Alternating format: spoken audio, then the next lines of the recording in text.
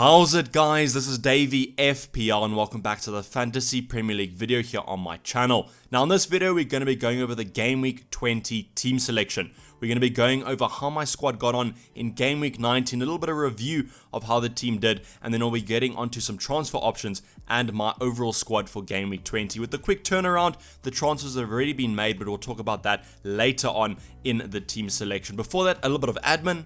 Thank you to OneFootball for sponsoring this video. Link down below if you do want to use my download link to download this wonderful app. Thanks again for sponsoring the video. If you don't know, OneFootball is the everything football related app. It's free to download on iOS or Android, and you can see there on the table. I'm following the Premier League right now. Gives me all the goals, assists, and whatever I need to know, as well as following my favorite team if I do want to follow a team, which is for me Liverpool, but for you it could be anyone else. Also, if you want to track more leagues than just the Premier League, go and check out this app. As I said, link down below. But now let's take a look at the team of the week, and there's probably only one person you can talk about if you're going to be talking about the best team of the FPL week, and that's Trent Alexander-Arnold. 24 points. To be honest, I don't really think I can remember a player scoring that many points in a single game week, so that might have even been a record. But for him to go out at Leicester away and get a hat-trick of assists and a goal is absolutely mind-blowing. If you did own him, I'm pretty sure you would have been over the moon, as that single player could have and would have probably saved your game week. So the other notable additions to the team of the week was Tom Heaton. I don't really know how Aston Villa managed to keep a clean sheet against Norwich on the goal of the week. They just had so many chances, Norwich, to score, but they just couldn't put the ball in the back of the net. Another option is Sidibe from Everton. We spoke about Everton's really good fixtures, and Sidibe returning there with an assist and a clean sheet, as well as Webster, who scored the goal against Spurs. We have Cedric and Stacey, but I'm pretty sure not many people do own them, and Martial in the midfield with 15 points. Quite a very nice score. I think a week where a lot of people were expecting Rashford to do quite well. Martial provided a little bit of a differential to the popular picks. We also saw Kouyaté and Ayew, with Ayew that magical final goal that managed to win the game for Crystal Palace, and then we have Firmino after Liverpool beat Leicester 4-0. But quite a spread, a team of the week. Some really highly owned players like Trent Alexander-Arnold, but then we also have some nice little differentials like Sidibe. But let's get on and see how my squad got on in Game Week 19. So as you can see on screen, you have 46 points. So far it's been above the average, and we have had a green arrow. I think that green arrow will increase, but we'll talk about later when we look at my bench. But 46 points are respectable considering I do not own Trent Alexander-Arnold. If I did own him, I think I'd be a lot happier. Before he actually played, we were looking at about a rise in rank to about the 30k mark after we had quite a nice captain success, but we'll talk about that when we review the squad. So Guaita in goal along with Kelly, going to talk about them together. Another clean sheet gone from my Crystal Palace options. So this has been 2 game weeks in a row now with the double Crystal Palace clean sheet. Has not paid off. Disappointing, but at least they conceded a lot earlier than last game week. But with Kelly and Guaita, probably going to be sticking the faith, especially with Guaita, as I think I might have broken him. So I really do apologize if I did, but he was on kind of a nice clean sheet run and point scoring run. As soon as I brought him in, it's been 2-pointer. So hopefully he does rebound off some form. It seems that Crystal Palace are not really leaking too many shots, but it's that one shot on target that seems to be leaking through and they score it. So a little bit annoying there, but I don't think we're going to be feel too hard done by. I think the West Ham fixture was a little bit more on the tougher side, as West Ham were always going to go out and attack him. With Rico, he's not playing. He was suspended along with Son.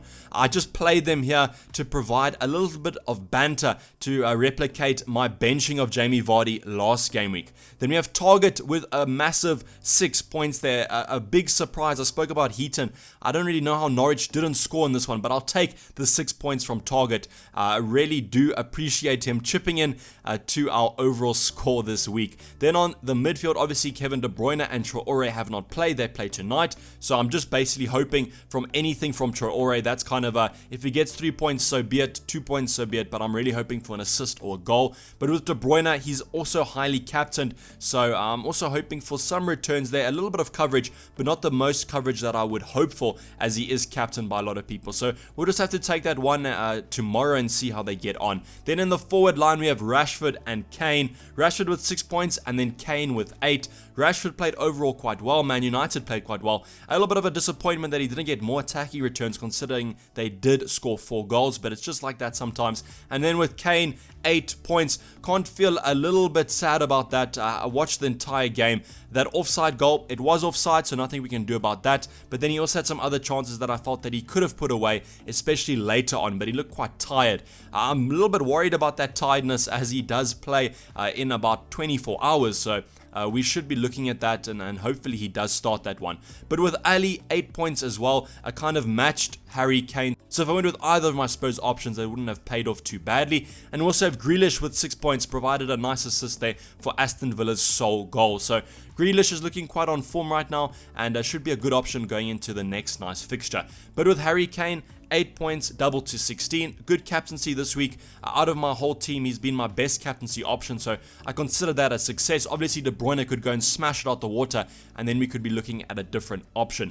But on my bench there, Vardy and Lundstrom. So I spoke about just playing Rico and Son as a little bit of banter at this time of year. So I put them on my bench, and of course, when they're on my bench and they're going to be coming in, they don't score. So 2 points from Vardy, 2 points from Lundstrom. With Vardy, Leicester didn't get a shot on target last night against Liverpool, so he had quite a quiet afternoon. And then with Lundstrom, 2 points they conceded, and then obviously he did not get any attacking returns. Then with Sionku, right decision to put him on the bench, 0 points there, so not too much lost about that one. And with Martin, he was still carrying a knock, I do believe, so he was not fit to play. But let's get into how my transfer options are shaping up.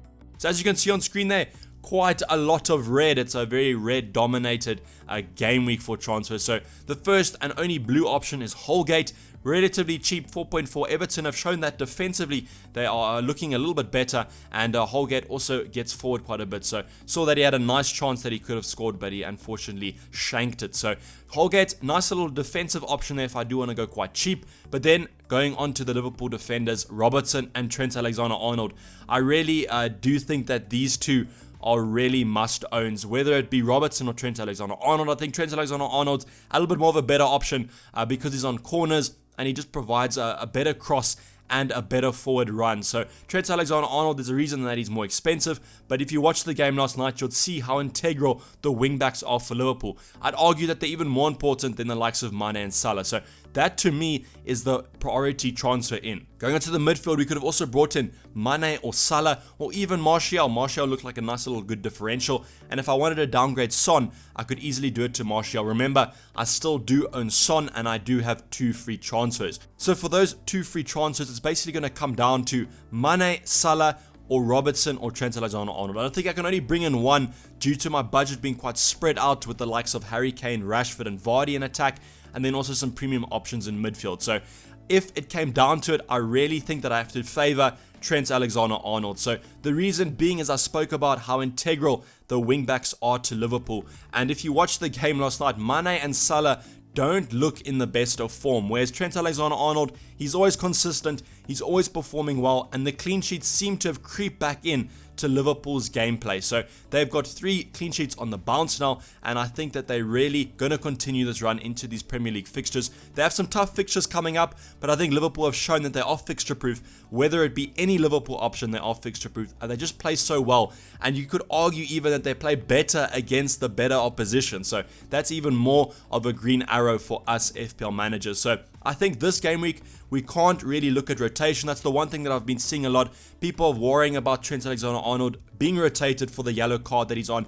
If you don't know, he's on 4 yellow cards, so if he picks up one more in game week 20, then he is suspended for 1 game week. But I think that could be any player that gets rotated over the Christmas period. You could even argue that Mane or Salah could be benched. Mane also played 90 minutes yesterday, so Salah also not looking that great, so there could be rotation, and Klopp's shown that he's not afraid to rotate in this FPL squad. So my priority transfer is going to be Trent Alexander-Arnold, and when we go on to the team selection, you'll see that I've already made my transfer. I've used my 2 free transfers to take Son and target to Alexander-Arnold and Lucas Moura. The reason I went with Lucas Moura is that he was kind of the only option I could afford. I had a budget of 7.3 million and I wasn't too keen on other options such as Willian and that kind of thing. So I went with Lucas Moura, decided to just take a punt on him. If I'm doubling up on that Spurs attack, I might as well just triple up and put all my eggs in one basket. Not a famous saying in FPL, it's almost a famous last words, so you could quote me next game week when you do the review and say that that wasn't the best decision. But I had to bring Trent Alexander-Arnold in. He was just looking so essential, and I really do think over the course of the season, if Liverpool do continue to do clean sheets, I think that he's going to be on for some mega hauls. So he was my number one priority transfer in. I think that I just favoured that Liverpool defence over the Liverpool attack, especially with the upcoming fixtures being quite tough. So starting in goal, we have Guaita and Kelly against Southampton. I'm not really keeping the faith in this one, so watch them keep the clean sheet here. But I just think with the form Danny Ings is, especially because he was rested yesterday, I do think he'll start this one, and he's so in form that I think he has to score against Crystal Palace. So not holding much for this. Maybe Guaita can get a couple of save points there. Alexander-Arnold comes in against Wolves. Home fixture should be a good fixture for Liverpool. They always like playing at home, and I think this game will be quite tight, so hoping for a clean sheet and maybe an attacking return, and I'm hoping that he does not get rotated, but if he does, not really a train smash. Then we have Sionku against West Ham. Hopefully Leicester can bounce back from this defeat to Liverpool. I'm sure they will. I think if they want to get the top 4 position, they have to bounce back, as they have quite a nice run going here. Lucas Moura, Ali against Norwich. A tougher fixture than we thought. I think Norwich have shown that defensively they're more assured now, but I think that Spurs can do well in this one. The thing about Norwich is they always love to attack, so if it's going to be an attacking side, I think that'll play into the hands of Spurs, and they should do well. De Bruyne, Sheffield United, tougher game as well. You'll see that Sheffield United have been playing really well recently, but they have been leaking a couple of goals, so De Bruyne does look like he can have a good fixture, especially because it is at the Etihad. And then with Grealish against Watford, Watford have also shown that they are better recently, but I think that this could be a game that Grealish does quite well in. The manager came out after yesterday's fixture and said that Grealish is playing really good, so I think that he definitely will start in this one and perform quite well. So the forward line is quite premium. As I said, we have Rashford against Burnley. Rashford will play, and that's the nice thing about him. He was substituted about the 60-minute mark, but I think that was just Ole Gunnar Solskjaer resting him for this Burnley fixture, so he will definitely start in that one. Has the potential to do well and hopefully gets the full 90 minutes, as they only play about 4 days later. Then we have Harry Kane against Norwich. I spoke about Spurs, should do well in this one. And then we have Jamie Vardy against West Ham. So I'm hoping that Jamie Vardy isn't rotated, but I really do think that he might be. So this could be the game week that he does get his rest, as Brendan Rodgers has been talking about. And I'll be quite disappointed in that, because I think Vardy can do quite well against West Ham. In terms of captaincy, just have it on Harry Kane here, purely from a coincidence basis, since I did captain him last game week. But I am leaning towards Jamie Vardy. The only worry with him is that I don't know if he's going to start. If I want to really captain a player that I know will be starting, it's probably going to be Marcus Rashford, as I think that he was rotated in preparation for this Burnley fixture. So he's probably my only safe captaincy option this game week, and maybe him or Grealish. But I think I'm always going to be favouring Rashford in that captaincy. But stay tuned for the final team selection over on Twitter. It's probably only going to be a captaincy, or you could just watch the deadline with Dayvy stream, which will be coming up on Saturday, 1 hour before the deadline, as we usually do it. Follow me on Twitter, as I said, for updates, and also like the video if you did enjoy it, and subscribe if you are new or have not subscribed yet. I'm Dayvy FPL, and I'm going to be signing off. Cheers, bye.